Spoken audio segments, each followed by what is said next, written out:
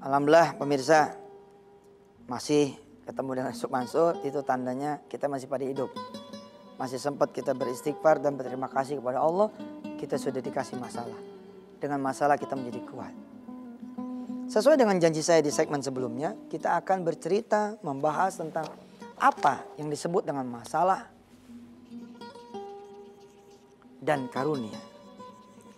Insya Allah ketika saya memakai tolak ukur ini, hati saya menjadi tenang pemirsa. Tenang, adem, kalem gitu. Nggak ada worry-nya, nggak ada takutnya. Sebab apa? Ukurannya masalah itu adalah kalau Anda lupa sama Allah.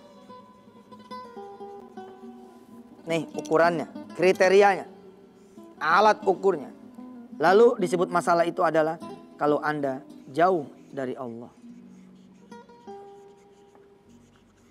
Maka yang disebut dengan kebalikannya adalah kalau Anda ingat dengan Allah, ingat kepada Allah, dan Anda dekat dengan Allah. Hanya ini yang disebut dengan masalah. Hanya ini yang kemudian disebut dengan karunia. Surat Thaha ayat 124 diantaranya berbicara tentang ini. Sekarang kita ukur. Anda naik nih karir nih. Tapi sebab naik karir, tadinya bisa sholat tepat waktu, saudara tidak bisa sholat tepat waktu. Kira-kira jadi jauh, apa jadi dekat? Kan naik karir, harusnya karunia dong. Nah, berdasarkan kriteria ini, Anda ada di zona masalah. Tadinya pakai tikar, karena pakai tikar gatal melulu, sholat tahajud terus. Lalu Anda beli kasur, nggak tanggung-tanggung, yang 30 juta. Nyaman dong, nyaman kan? Tapi saudara lihat, ketika saudara ada di zona karunia menurut hitungan saudara dengan kasur 30 juta. Oke? Lalu saudara menjadi lupa sama Allah, nggak bisa bangun malam. Lihat, saudara sesungguhnya di zona karunia atau di zona masalah. Betul, saudara di zona masalah.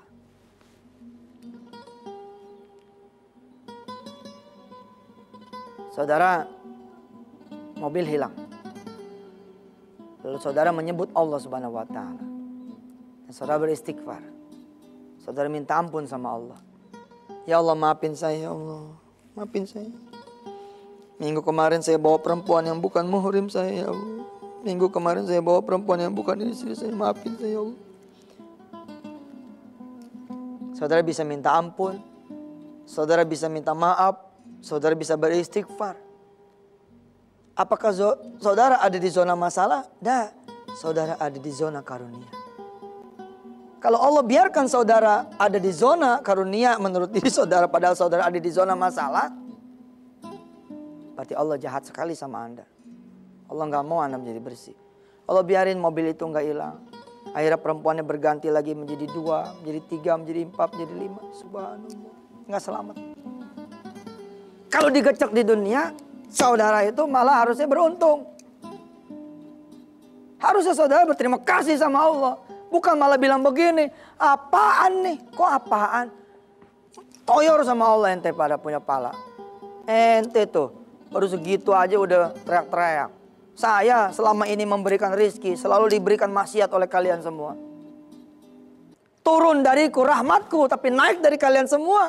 Sesuatu yang membuat kau jadi murka. Harusnya saudara senang. Sebab apa? Dibantainya di dunia.